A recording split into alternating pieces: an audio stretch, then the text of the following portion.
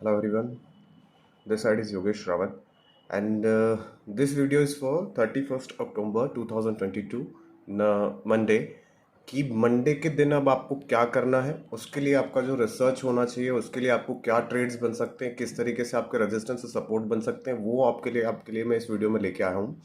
ठीक है, सो right now हम लोग समझ लेते हैं कि हमारा ये वाला जो मूवमेंट है, okay, this movement is going for to हमारा एक्सपायरी का मूवमेंट था। एक्सपायरी के दिन सभी लोगों ने एक चीज नोटिस करी होगी कि फर्स्ट थिंग इज मार्केट ने आपको एक पुट ऑप्शन काफी अच्छे से ट्रेड करने को दिया, जहां पे आपको बहुत बार मौके मिले हैं, पुट लिए, कॉल लिए, पुट लिए, कॉल लिए, पुट लिए, कॉल लिए, और आपने आपका प्रॉफिट काफी हद तक इंक्रीज किया। बट हम लोगों ने हमारे क्लाइंट के साथ में शेयर की हुई थी 17,700 की कॉल।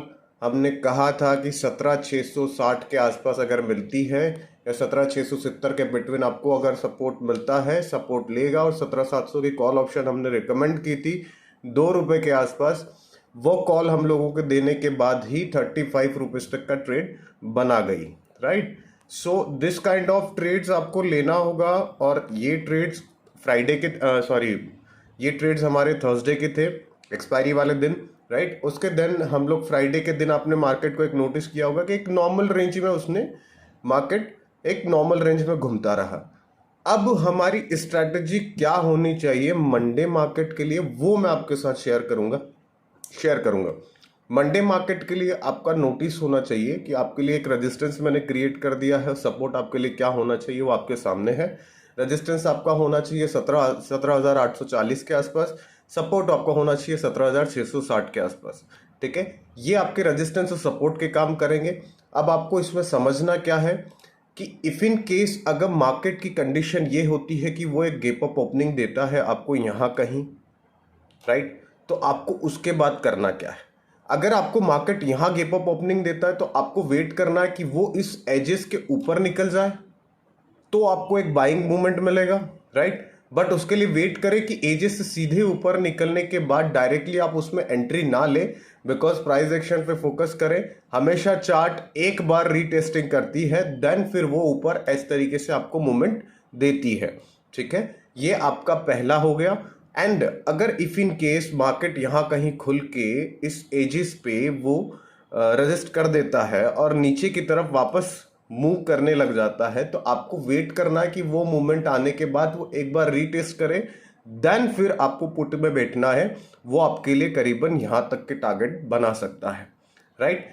अब ये हो गई हमारे पुट की बात, ठीक।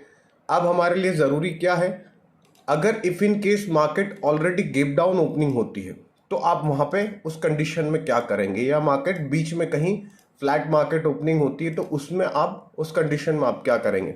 समझते हैं उस चीज के लिए कि मार्केट इफ इन केस यहां कहीं ओपन हो गई, ठीक, या मार्केट यहां कहीं ओपन हो गया, ठीक है, तो आपको वेट करना है।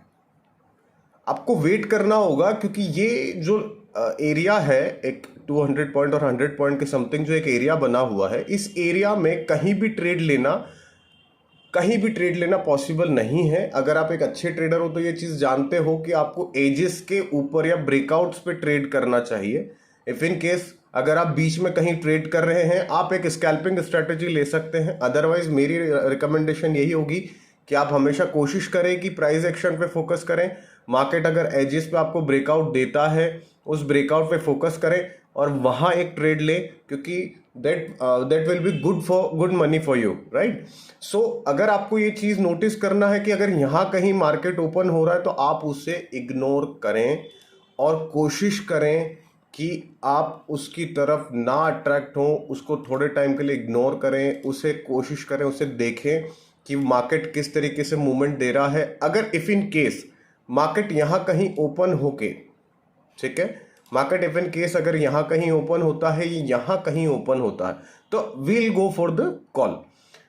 आपके लिए कॉल ऑप्शन यहां बन सकते हैं क्योंकि वो इस सपोर्ट पे एक सपोर्ट लेकर मार्केट एक अपसाइड डाउन आपको दिखा सकता है, ठीक है। सो कोशिश करना कि ये वाले ट्रेड पे आप ले सको, एजेस के आसपास ट्रेड लेके बैठे रहें। और आपके लिए एक सिंपल सी स्ट्रैटेजी मैंने क्रिएट करी है कि एजेस पे आप किस तरीके से ट्रेड ले सकते हो, वो मैं आपको बता देता हूं।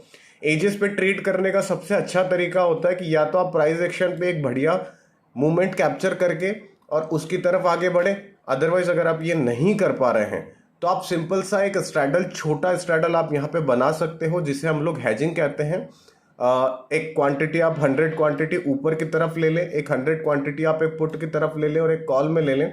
दोनों का स्टॉप लॉस आप मेंटेन करें और 15 रुपीज आपने दोनों साइड का स्टॉप लॉस मेंटेन किया तो जिस साइड भी अगर आपको ब्रेकआउट मिल रहा है, यहां से अगर ब्रेकआउट मिल रहा है तो that will be good movement for you and bigger movement for you. तो ये कॉल आपको कंटिन्यूसली एक बहुत अच्छा प्रॉफिट बना के देगा।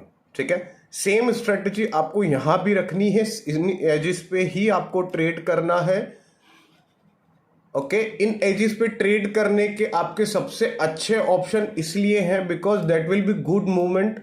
आप उस मूवमेंट में नहीं फंसोगे जहां पे एक मार्केट साइडवेज हो जाता है या प्रीमियम आपके डीकेस होने लग जाते हैं या प्रीमियम आपको लॉसेस देने लग जाते हैं, क्योंकि ऑप्शन बायर के लिए मार्केट बहुत बहुत प्रॉब्लमेटिक हो जाता है जब आप ट्रेड करते हो इन द ऑप्शन बाइंग में। ठीक है, फ्लैट मार्केट अगर हो जाता है तो ऑप्शन बाइंग में आप ये चीज जानते हैं कि ऑप्शन बाइंग में फ्लैट मार्केट यानी कि लॉसेस होना तय है। ठीक है, कोशिश करें इन चीज़ों को फॉलो करें। अगर आपको यहाँ कहीं ऊपर कॉल में अगर पॉइंट आउट्स मिलते हैं, कॉल में अगर आपके लिए मार्केट बनता है, एक अच्छा ब्रेकआउट आता है, तो यहाँ पे आपके लिए टारगेट क्या बन सकता है? यहाँ पे लिए आपके टारगेट बन सकता है 18,000 के समथिंग। आपको एक अच्छा निफ्टी में टारगेट आपको मिल सकता है। नीचे के लिए अगर आपको पुट में अगर आपको टारगेट मिल रहा है, यहाँ कहीं आपको ब्रेकआउट देखने को मिला और पुट में अगर मार्केट आ रहा है तो मैं ज़्यादा लंबा टारगेट नहीं दूंगा, because there is no chances for the breakout in the market in a put action, right. So ज़्यादा से ज़्यादा मैं आपको एक 17,500 के आसपास का एक टारगेट दे सकता हूँ, that will be good movement. Otherwise आप कोशिश करें कि बीच वाले मार्केट को इग्नोर करके इस वाले मार्केट में ये मूवमेंट आप कैप्चर करने की कोशिश करें। ठीक है, thank you. Do like and subscribe and share with your friends. Thank you.